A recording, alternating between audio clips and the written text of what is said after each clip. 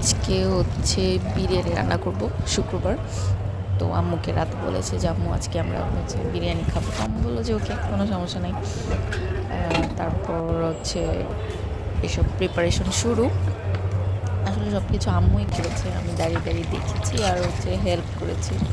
আম্মু আজকে বললো যে নেক্সট তোমাকে রান্না করতে দিলে পারবে কিনা। আমি বললাম যে ইনশাল্লাহ পারবো। আমি একদম সব কিছুই ভিডিও করে রেখেছি। আসলে আম্মুর রেসিপিটাই আলাদা। আম্মু খুব খুব সুন্দর করে রান্না করে, আমার শাশুড়ি আম্মু আর কি। ওনার হাতের রান্না খুবই মজা। তো আম্মু এখানে যা যা লাগে সব উপকরণ দিয়ে দিচ্ছিল। তন্ময় বলেছিল যে ও ডাল পছন্দ করে, তারপর হচ্ছে মটরশুঁটি পছন্দ করে।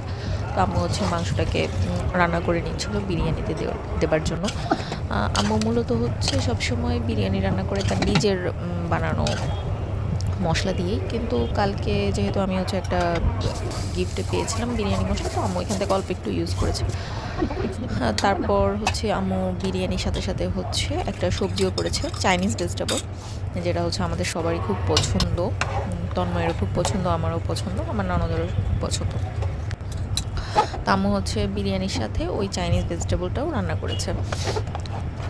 বিরিয়ানিতে আম্মু হচ্ছে আলু দিয়েছে। আম্মু বারবার বলছিল আলু বেশি হয়েছে কিনা। আমি বললাম যে আলু বেশি হইলেই ভালো, কারণ আমার আলু অনেক বেশি ভালো লাগে।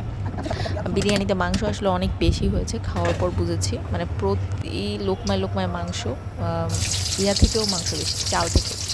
তো হচ্ছে যে এখানে হচ্ছে আম্মু আর কি চাইনিজ ভেজিটেবল যেটা বললাম সেটা হচ্ছে আম্মু রান্না করে নিয়েছে। আম্মু পেঁয়াজ কেটেছে আর হচ্ছে আমি হচ্ছে পেঁয়াজগুলিকে আলাদা করে নিয়েছি। এই চাইনিজ ভেজিটেবলটা আসলে অনেক বেশি মজা ছিল। তন্ময় হচ্ছে সকালে গিয়ে সব সবজি নিয়ে আসছে, বরবটি, গাজর, তারপর পটল ছিল, সসিন্দা ছিল। এই তো সব কিছু মিলিয়ে খুব ভালোই হলো। এখানে সাথে হচ্ছে আম্মু চিকেনও দিয়েছিল।